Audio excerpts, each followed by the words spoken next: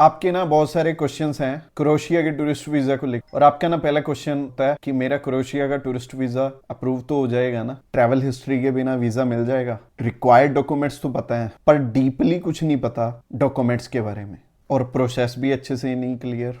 और एंड में मेरे इस टूरिस्ट वीज़ा को अप्लाई करने में ज़्यादा खर्चा तो नहीं आएगा। तो जब हम वीज़ा अप्लाई करते हैं ना, बहुत सारी कन्फ्यूजन हो जाती है और एक छोटी सी गलती भी आपका वीज़ा रिफ्यूज़ करवा सकती है। पर आज मैं ट्राई करूंगा इस वीडियो में आपके सारे डाउट्स तो क्लियर हो ही जाएं, प्लस टूरिस्ट वीज़ा की सच्चाई भी आपको पता लग जाए और कम कॉस्टिंग में पहली बार में ही आपका वीज़ा सक्सेसफुली आ जाए। और ये वीडियो ना सबके लिए नहीं है, ये वीडियो सिर्फ उनके लिए है जो कि जेन्युइनली अपना अप्लाई करके वीज़ा लेना चाहते हैं और समझना चाहते हैं डीपली सारी चीज़ें। ऊपर ऊपर से तो हमें बहुत सारी चीज़ें पता होती हैं क्योंकि आजकल रील का ज़माना है, पता तो सारी चीज़ों के बारे में है पर डीपली कुछ भी नहीं पता। और अभी तक हम क्रोएशिया के बहुत सारे वीज़ा अप्रूव करवा चुके हैं, और इसके अलावा आप अगर हमें कॉल करना चाहते हो तो कॉल भी कर सकते हो। तो मेरा नाम है रमन, आप देख रहे हैं ग्रैब माई वीज़ा। तो चलिए अभी इस वीडियो को स्टार्ट करते हैं।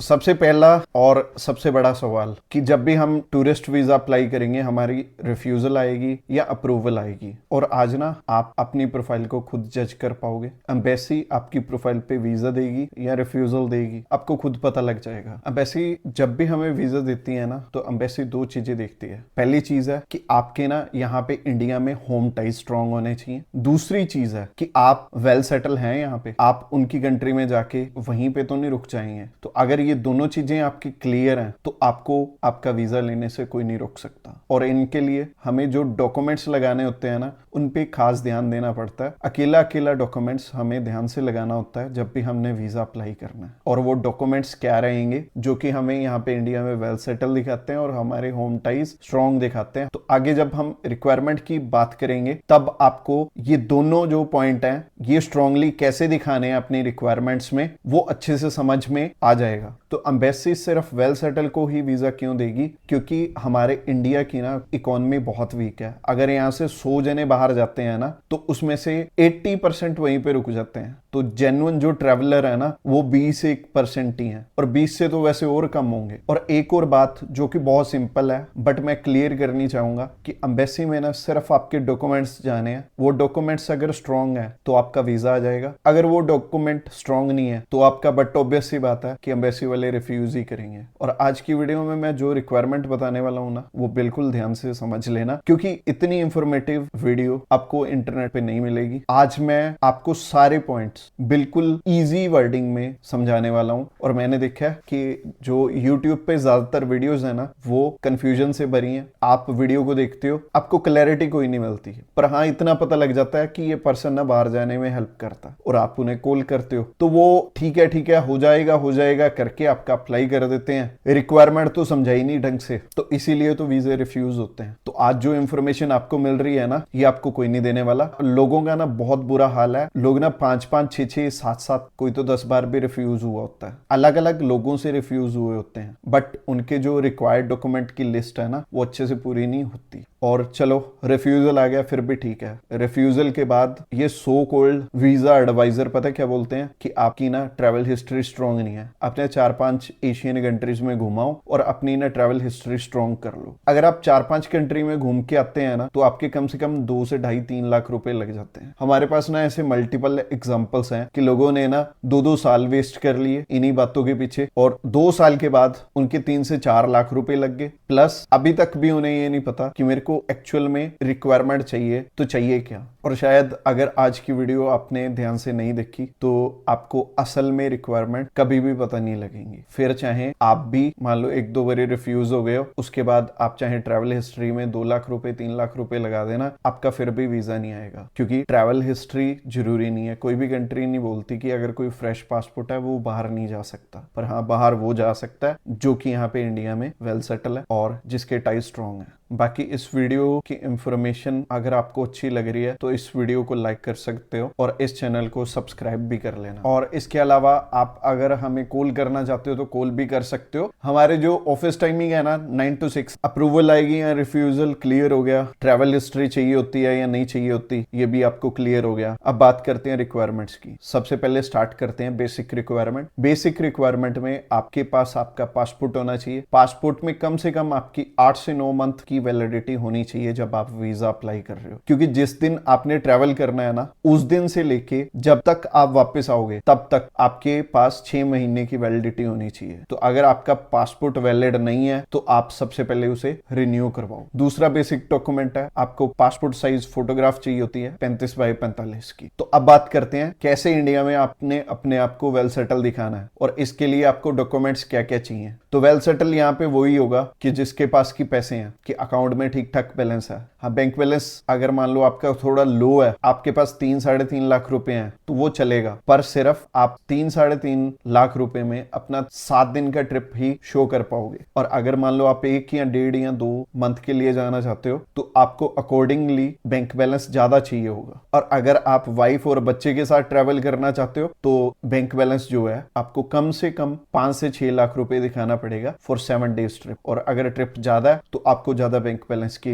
रिक्वायरमेंट होगी। आप फैमिली के साथ ट्रैवल कर रहे हैं, 6 लाख रुपए पड़े हैं तो आपका शायद फिर भी वीजा ना आए, क्योंकि ये पैसे आ कहां से रहे हैं वो भी शो करना जरूरी है, यानी कि आप काम क्या करते हो। तो अगर आप जॉब करते हो तो आपको एनओसी, सैलरी स्लिप्स की जरूरत है, आपके ऑक्यूपेशन के डॉक्यूमेंट ये दोनों बनेंगे। बाकी इसके अलावा अगर आप बिजनेस कर रहे हो, आपके पास एमएसएमई है, आपके पास शॉप एक्ट है या फिर पार्टनरशिप डीड है, और अगर आपकी प्राइवेट लिमिटेड कंपनी है तो वो भी चलेगी। और बिजनेस वालों के लिए जिसका 20 लाख से ऊपर का ईयरली टर्नओवर है उनके लिए जीएसटी भी मैंडेटरी है। पर हाँ, 20 लाख से अगर कम की आपकी मंथली टर्नओवर है तो आपका चल जाएगा बिना जीएसटी के। अब पहली चीज हो गई बैंक बैलेंस। बैंक बैलेंस आपके पास मान लो 5 लाख रुपए है। दूसरी चीज हो गई, आप जॉब कर रहे हो, आपको हर मंथ बैंक अकाउंट में सैलरी आ रही है, तो ये चीज क्लियर हो गई कि आपके ऑक्यूपेशन से ही पैसे आ रहे हैं, तो ऐसे पर्सन का वीजा कभी भी नहीं रुकेगा, उसका वीजा आ जाएगा। तीसरी चीज और चाहिए, आपके आईटीआर्स उतने ही होने चाहिए जितनी हमारी हर मंथ इनकम आ रही है। ऐसे नहीं होना चाहिए कि आप 50,000 कमा रहे हैं, आप जो आईटीआर है वो 7 लाख की भर रहे हो, या फिर आप ज्यादा पैसे कमा रहे हो और अपनी आईटीआर कम शो कर रहे हो। ये दोनों ही चीजें रिस्की हो जाएंगी।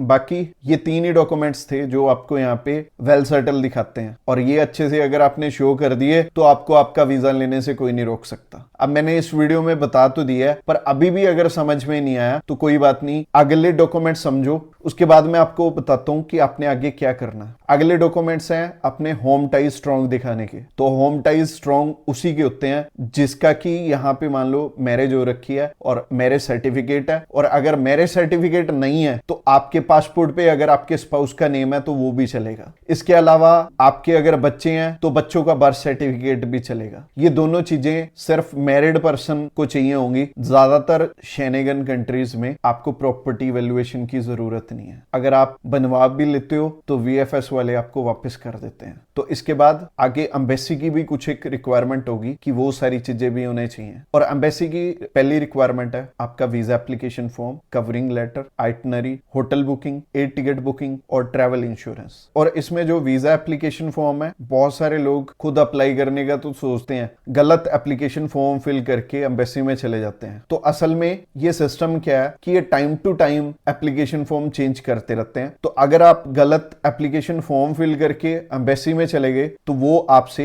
8 से 10 हजार रुपए वहीं पे खड़े खड़े ही ले लेंगे, और जल्दबाजी में आपको सब कुछ फिल करके देंगे, तो आपको स्ट्रेटेजी बनाने का कोई मौका नहीं मिलेगा। तो इस चीज का ध्यान रखना है कि आपका जो एप्लीकेशन फॉर्म है वो बिल्कुल लेटेस्ट वर्जन का ही होना चाहिए। और जो कवर लेटर है वो भी इंपॉर्टेंट डॉक्यूमेंट होता है, क्योंकि हम एम्बेसी में खुद नहीं जा रहे, हमारे डॉक्यूमेंट्स ही जा रहे हैं। तो हमारा जो कवर लेटर है वो बहुत अच्छे से हमारी सारी प्रोफाइल को एक्सप्लेन कर रहा हो। आइटनरी आपको डे टू डे देनी पड़ेगी। बाकी जितने दिन की आपकी आइटनरी है उसी हिसाब से आपकी ट्रैवल इंश्योरेंस, उसी हिसाब से होटल बुकिंग और एयर टिकट भी लगेगी। और जॉब में मैंने जो चीज बताई है वो गवर्नमेंट जॉब वालों को भी चाहिए और प्राइवेट जॉब वालों को भी चाहिए। और मैंने दो ही ऑक्यूपेशन कवर अप किए, एक तो जॉब, एक बिजनेस। इसके अलावा आपका कोई और ऑक्यूपेशन है, आप फार्मर हैं, आप फ्रीलांसर हैं, या फिर आप कुछ भी काम करते हैं कि ना तो आप एनओसी दिखा पाएंगे ना आप अपना बिजनेस दिखा पाएंगे, तो आप हमसे कंसल्ट कर सकते हैं।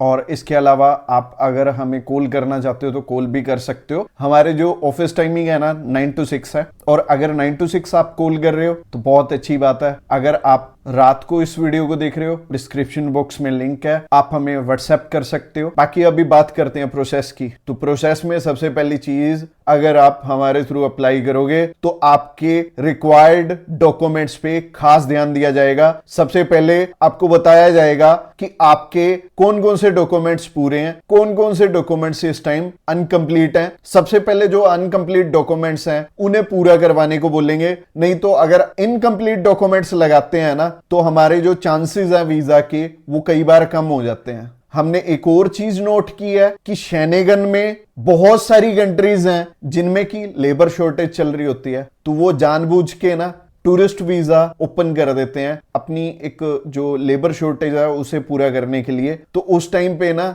बहुत सारे लोगों के टूरिस्ट वीजा लगते हैं। 29 कंट्रियां है ना, 29 में से कोई ना कोई कंट्री अच्छी चल रही होती है किसी भी टाइम पर। ये सेकेंडरी चीज हो गई, ये तो तुक्का हो गया। पर मैं फिर भी आपको इंसिस्ट करता हूं कि आप अपने प्लीज रिक्वायरमेंट पूरे कर लेना। मैं और वीजा एडवाइजर्स की तरह नहीं हूं कि आपको अच्छे से आपके डॉक्यूमेंट्स नहीं बताऊंगा। मैं सबसे पहले आपको आपके जो रिक्वायर्ड डॉक्यूमेंट्स हैं वो ध्यान से समझाऊंगा। आपने क्या काम करना है, आपने वो सारे डॉक्यूमेंट्स पूरे जरूर कर लेने। बाकी रिक्वायरमेंट अच्छे से पूरी हो गई तो सबसे पहला काम रहेगा अपॉइंटमेंट का। अब आप अपॉइंटमेंट हमारे थ्रू भी कर सकते हो, आप ये अपॉइंटमेंट खुद भी कर सकते हो, आप आगे का जितना प्रोसेस है खुद भी कर सकते हो। पर जो हमारा फी स्ट्रक्चर रहेगा वो मार्केट में सबसे लोएस्ट है। लोएस्ट होने की वजह से अगर आप हमारे थ्रू अप्लाई करते हैं और कंपेयर करते हैं कि आप खुद अप्लाई करते हैं, अगर आप हमारे थ्रू अप्लाई करते हैं तो आपका 17 से 18 हजार रुपए में अप्लाई हो जाएगा, including embassy fees, including appointment charges, including हमारे भी चार्जेस। पर अगर आप खुद अप्लाई करते हैं तो आपके 25 से 30 हजार रुपए भी लग जाते हैं कई बार।